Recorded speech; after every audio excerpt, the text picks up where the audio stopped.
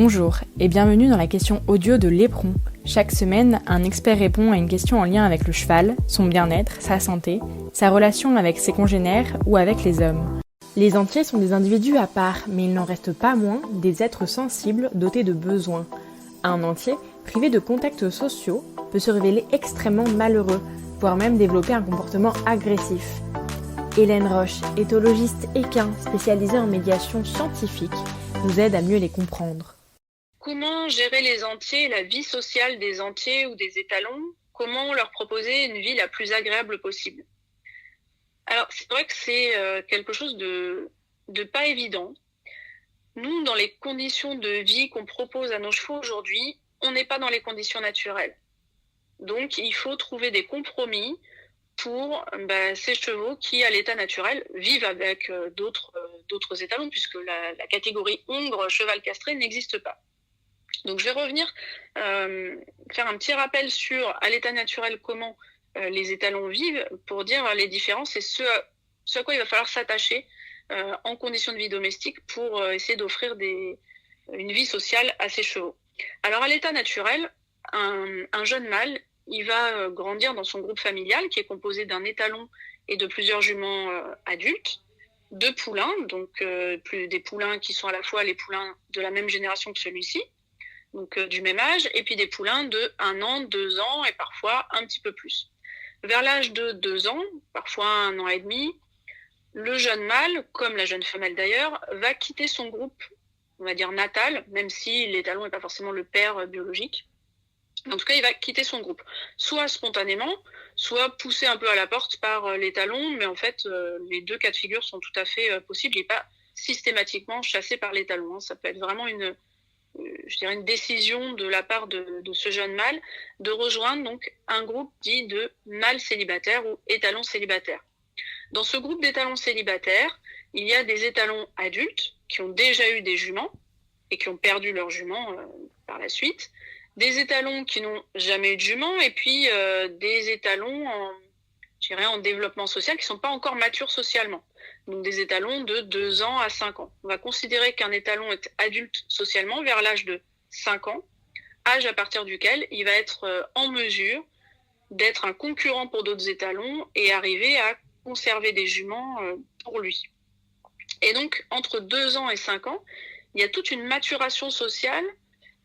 Et moi, j'aime bien parler de développement de compétences sociales, où ils vont acquérir, ou il va acquérir, parce que je parlais d'un individu, il va acquérir d'autres comportements pour gérer les conflits, notamment avec les autres mâles, puisque c'est surtout avec eux qu'il va s'agir de dialoguer, de discuter, parfois de façon musclée. Et il va aussi certainement éprouver, ou en tout cas tester des manières de se comporter vis-à-vis des autres et voir si ça fonctionne ou ça fonctionne pas. Donc il y a tous ces apprentissages aussi de nuances, parce qu'il n'y a pas que des nouveaux comportements, il y a certainement aussi toute une gamme de nuances, et notamment la mise en place de rituels entre étalons, qui sont ces comportements où les étalons vont se rencontrer et avoir toute une panoplie de comportements qui ne passent pas par le contact physique, mais par des postures d'intimidation. C'est en ça qu'on parle de rituel aussi, parce que il y a des séquences comportementales qui semblent assez immuables et qui vraisemblablement évitent les affrontements physiques systématiques. Donc tout ça, ça fait partie du développement de l'étalon. Et puis à 5 ans, il tente sa chance ou pas, ça dépend de sa personnalité aussi, et puis de ce qui est disponible autour de lui, de l'environnement social qui est présent. Est-ce qu'il y a des juments, est-ce qu'il y a d'autres étalons concurrents, etc. Et donc, par la suite, il va vivre toute sa vie en lien avec d'autres étalons. S'il est chef de famille avec des juments, il va avoir régulièrement à rencontrer des étalons chefs de famille et des étalons célibataires qu'il va devoir repousser. Et puis régulièrement, il aura besoin de se battre avec d'autres étalons, même si, je disais, toutes les rencontres ne se soldent pas par des combats. Il y a une publication qui montre qu'il y a 80% des rencontres quasiment entre étalons qui se terminent après des vocalises. Donc certainement plutôt les couinements, les coups de pied antérieurs, tout ça, mais donc qui se terminent par l'intimidation. Donc c'est pas systématiquement que les étalons vont affronter les autres. Donc cette vie-là, c'est la vie à l'état naturel. En conditions domestiques, on n'est pas du tout dans les mêmes conditions, puisque nous, on va contrôler le développement du cheval, que ce soit une jument ou un mâle, et on va modeler en fait ces rencontres avec d'autres chevaux. Et ça va certainement contribuer à la construction de la personnalité du cheval, mais aussi de ses capacités à gérer les relations sociales. En plus, on n'a pas forcément beaucoup d'espace. À l'état naturel, quand même, la particularité, c'est que s'il y a un conflit, il y a possibilité de s'éloigner, parfois très très loin, et de plus être en contact les uns avec les autres si on ne s'entend pas. Donc ça, c'est une possibilité de contrôle sur la situation, par le fait que le cheval gère lui-même en fait la mise en contact et le fait de rencontrer ou pas d'autres étalons. Et on a des étalons qui choisissent d'être solitaires pendant certaines périodes. C'est rare que ce soit toute leur vie, enfin même je pense que ça n'arrive jamais toute leur vie, mais ils peuvent avoir des périodes où ils s'isolent à dessein et ils vont rencontrer probablement tous les jours quasiment d'autres chevaux, mais ils choisissent d'évoluer seuls et de ne pas rester en groupe. Donc en conditions domestiques, nous on contrôle toutes les étapes de la vie des chevaux et c'est nous qui les mettons avec d'autres et qui définissons avec qui ils sont. Donc une jument qui pouline, son poulain après quand il est sevré, très souvent il va être mis par lot de sexe et puis parfois par classe d'âge aussi. Donc déjà si on gère comme ça des poulains et qu'on met pas par exemple de cheval adulte avec, on va induire un certain type de développement et ça peut amener pour moi des carences en termes de capacité à gérer des conflits sociaux ou à se comporter tout simplement, sans parler de conflit, mais gérer des rencontres avec d'autres chevaux. S'il n'y a pas un adulte comme modèle et qui vient temporiser aussi certaines interactions, il y a certaines habitudes qui vont se prendre chez des chevaux et ils peuvent leur manquer certains outils de communication, très probablement. Et puis alors, évidemment, c'est encore pire si on fait vivre en isolement social un poulain dès qu'il est sevré. Alors là, c'est la catastrophe sur le plan social, puisque il va plus y avoir aucun repère et aucun développement possible avec des congénères. Donc là, on risque fortement d'avoir des troubles du comportement et social et aussi même dans la relation avec l'homme. Donc ça, c'est vraiment à éviter à tout prix. Mais il y a des manières de faire, pour différentes raisons qui s'expliquent. Le coût de l'animal, le nombre d'animaux qu'on a à disposition chez soi, etc. On fait des choix, mais ils ne sont pas forcément les plus judicieux pour l'épanouissement et le bien-être, notamment des mâles. Donc après, si notre cheval il vit jusqu'à l'âge de 3 ans à peu près en groupe, en général, il a quand même certaines compétences sociales qui existent. Mais on voit que très souvent, nos chevaux, on les sépare de leur vie en groupe à partir de 3 ans ou même avant, éventuellement. Et dans ce cas-là, c'est pire. Mais très souvent, c'est vers l'âge de 3 ans. Pourquoi ? Parce qu'il y a le débourrage. Et du coup, à partir de ce moment-là, le cheval n'a plus le droit d'aller avec d'autres parce qu'il a une certaine valeur, on a peur qu'il se blesse. Et pour des aspects pratiques aussi, c'est plus pratique de l'avoir en boxe individuelle qu'en groupe. Et voilà. Donc, très souvent, à partir de 3 ans, ils sont isolés. Donc, ça devient plus compliqué après pour eux de retourner avec d'autres parce qu'ils vont manquer d'expérience sociale. Alors, si on est avec... après, il y a des chevaux qui ont la chance de rester avec des groupes jusqu'à l'âge de, éventuellement, 5 ans, ou 4 ans, éventuellement. Donc ceux-là ont normalement plus de compétences sociales. Il n'empêche que c'est pas pour autant que ça se passe bien en les mettant avec d'autres chevaux. Donc quelles seraient les conditions à respecter si on voulait mettre un entier ou même un étalon, donc un entier reproducteur? Qu'est-ce qui se passerait si on voulait le mettre avec d'autres? Il y a certaines précautions à prendre qui sont, à mon sens, indispensables. De toute façon, sinon ça tourne vite vinaigre et il faut intervenir. Le Haras national suisse, sur ses étalons Franche-Montagne, a mené une expérience qu'elle a filmée, documentée et qui a fait l'objet d'une publication scientifique. Ces étalons, ils sont donc au Haras d'Avenches. Ils sont des reproducteurs, soit ils sont placés en station de monte, soit ils sont au Haras à Avenches. Et en période estivale, les étalons n'ont plus d'activité de reproduction, donc en général, ils sont dans les box et Ça demande pas mal de travail de maintenance, d'avoir tous ces box à faire. Et donc, ils ont cherché à les mettre au pré, et si possible tous ensemble, parce qu'avoir un pré par cheval, c'est un peu compliqué.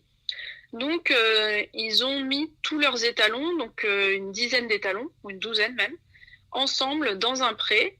Et ces étalons ont pu cohabiter sans qu'il y ait de blessures, même pas des égratignures d'ailleurs, pendant plusieurs mois, jusqu'à temps que l'activité reprenne au haras et qu'ils retournent à leurs activités de cheval monté, attelé ou étalon à la reproduction, ou même tout ça à la fois. Et donc, ce qu'ils ont constaté et ce à quoi ils ont fait attention, donc ils ont constaté que les étalons étaient très démonstratifs lors de la mise en groupe. Donc il y a énormément de couinements, de coups de pied d'antérieur, des chevaux qui vont se cabrer, ruer, mais en fait ils se touchent pas.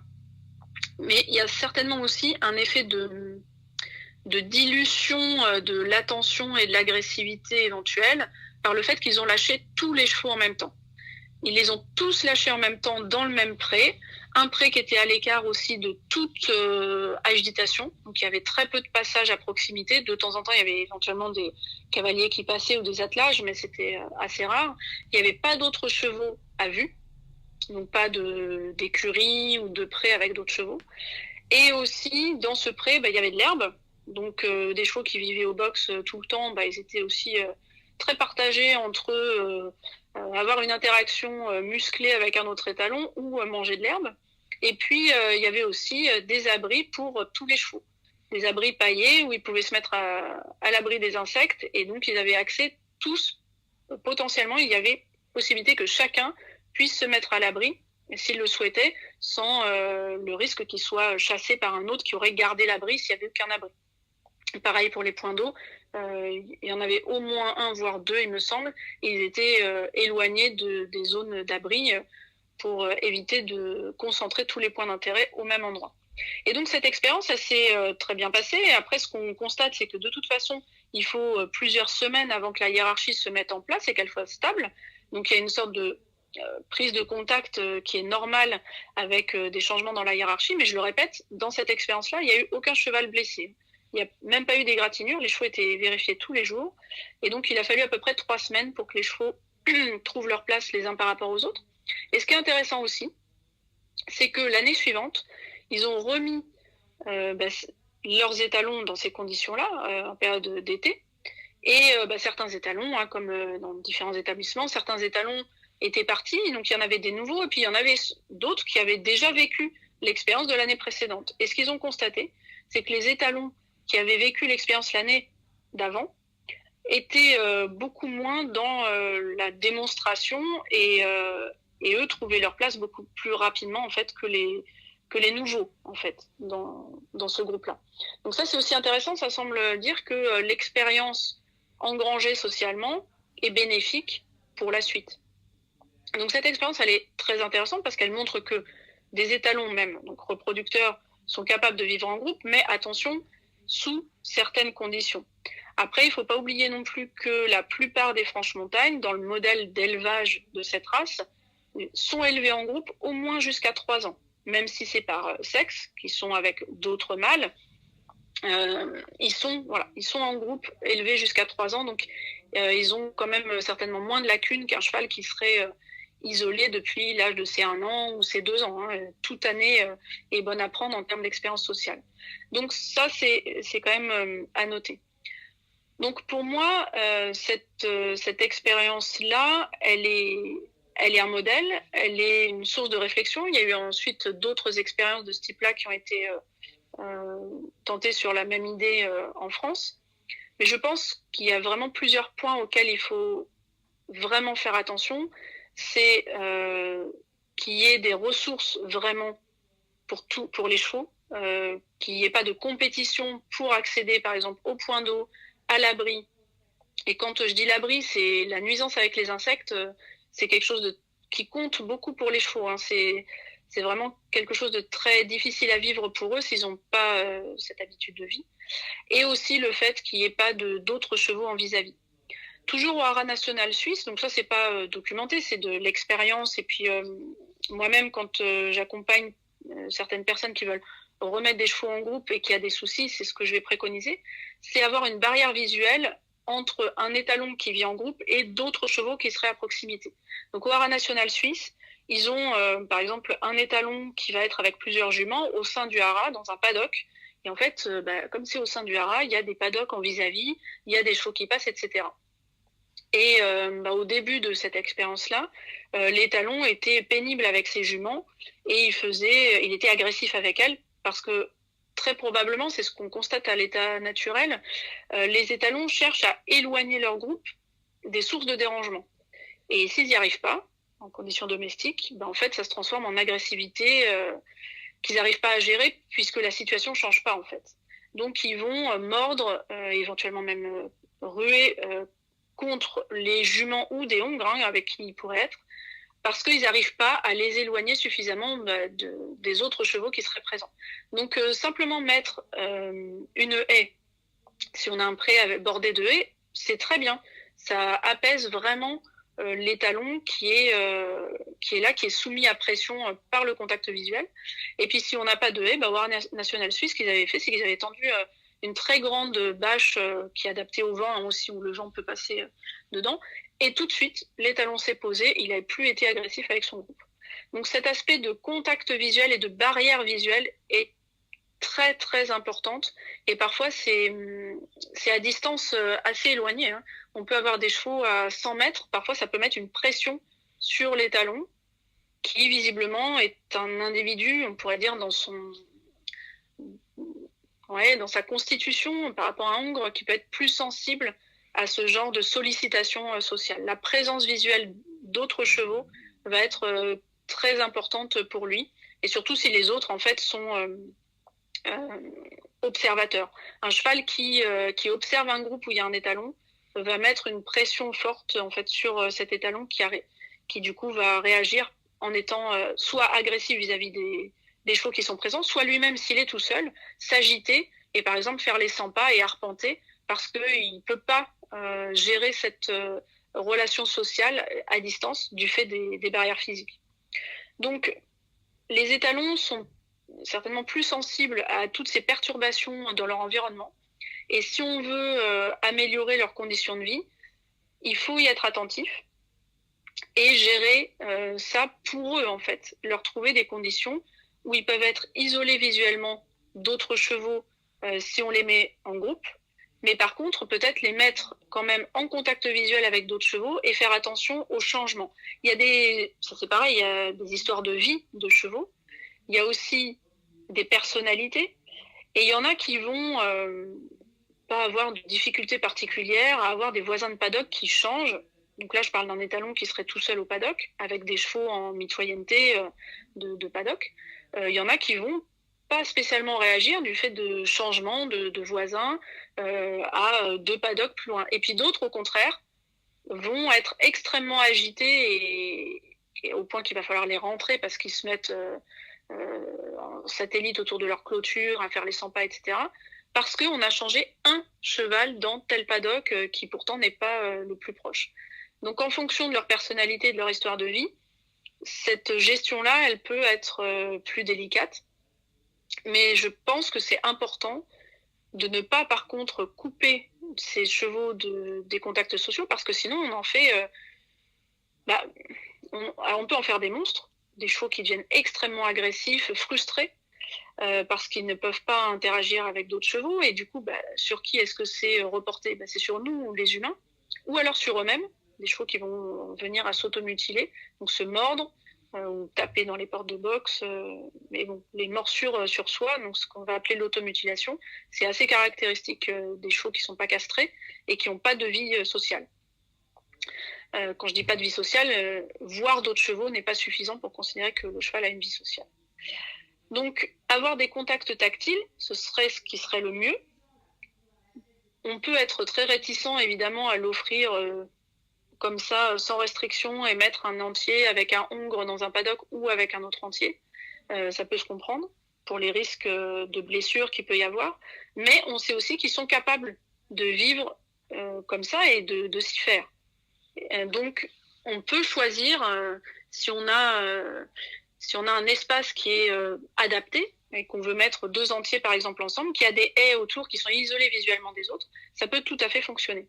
Moi j'ai le cas d'une personne qui avait voulu reproduire l'expérience du haras national suisse et mettre 2 chevaux qui étaient à elle, 2 entiers ibériques ensemble. Et la première fois qu'elle l'a fait, ça s'est très mal passé. Il a fallu séparer les chevaux. Et en discutant, je l'ai orienté vers une solution où il y aurait un paddock avec des haies où les chevaux, ces 2 chevaux, ne seraient pas en contact visuel avec d'autres chevaux. C'est ce qu'elle a fait, avec évidemment, on a dit, à manger pour les 2 chevaux. Donc s'il y a du foin, il y a plusieurs tas de foin. S'il y a de l'eau, on s'assure qu'elle n'est pas à proximité d'un tas de foin. Et en fait, elle a pu mettre ces chevaux-là et ça s'est très bien passé. Alors évidemment, il y a des vocalises au début, des intimidations, mais c'était pas violent comme la première fois où ils étaient sous pression par la présence des autres chevaux. Et depuis, ces chevaux vivent ensemble sereinement au paddock tous les jours. Ils sont en box paddock et ils vivent ensemble au paddock sans qu'il y ait de soucis entre eux. Donc il y a des dispositions à prendre et éventuellement, ce qui se développe actuellement, qui est soit on pourrait dire un préalable ou même si on peut pas mettre les chevaux au pré ensemble, peut-être en remplacement, même si c'est dommage pour ces chevaux-là, mais je comprends qu'en conditions de vie domestique, on puisse pas tout faire non plus, qu'il faille trouver des compromis. Ce sont des systèmes de barreaux entre les boxes qui permettent aux chevaux de passer l'encolure de l'autre côté. Donc c'est une demi-cloison, c'est-à-dire que vous avez la moitié de la cloison de séparation entre les boxes qui est pleine, et vous avez une partie d'environ 1,50 m, peut-être 2 mètres, où là vous avez des gros barreaux, donc ajourés, du coup le cheval peut passer l'encolure chez le voisin. Donc il y a 2 endroits comme ça où il peut passer l'encolure. Donc il peut, s'il veut, même aller manger le foin ou la paille chez le voisin, mais surtout il peut interagir avec le voisin. Donc il peut à la fois faire des contacts de jeu, donc des morsures de jeu, et aussi faire des toilettages mutuels avec son voisin. Donc là, on peut très bien mettre un étalon avec en voisin un autre étalon ou un hongre, et du coup, on peut permettre ces contacts-là, et ça semble vraiment apporter un bien-être à ces chevaux qui très souvent sont privés de contacts sociaux, et malheureusement, ça engendre au fil du temps, même parfois très rapidement, dès la première année où ils sont isolés et qu'ils n'ont plus de contact avec d'autres chevaux, très souvent de l'agressivité, de la frustration et des chevaux qui sont en souffrance permanente en fait. Donc cette alternative-là, je pense que ça peut être un bon compromis pour permettre des contacts sociaux chez ces chevaux qui souffrent de ce manque-là, et du coup leur permettre de peut-être faire connaissance avec un autre cheval, et pourquoi pas envisager par la suite de les mettre au paddock ensemble si c'est possible. Ah oui, quand même, mise au paddock bien sûr en ayant des chevaux déférés au moins des postérieurs, voire des antérieurs, si on peut se le permettre pour un temps d'adaptation, puisque il y a quand même des mouvements avec aussi les antérieurs chez les entiers, mais bon, déjà déférer des postérieurs, c'est une première précaution à prendre. Donc les box qu'on appelle box sociaux, je pense que ce serait une alternative pour les entiers et les étalons. Les grilles entre les box qui sont courantes actuellement ne sont pas suffisantes pour les chevaux pour établir des liens sociaux et satisfaire leurs besoins de contact, en particulier contact tactile. C'est mieux qu'un mur plein, donc si vous avez le choix, il vaut mieux privilégier ça, mais ce serait encore mieux s'ils pouvaient réellement établir des liens par du contact tactile, et moi j'appelle ça du contact protégé en fait. Ils ont la possibilité de passer l'encolure sans passer tout le corps, et ils peuvent quand même interagir. En contact protégé, c'est déjà pas mal, et ça peut rassurer les propriétaires de ces chevaux-là. Merci d'avoir suivi cet épisode. N'hésitez pas à liker et à partager si le concept vous a plu. Vous pouvez également commenter si vous souhaitez aborder un thème particulier lors des prochains épisodes. À la semaine prochaine!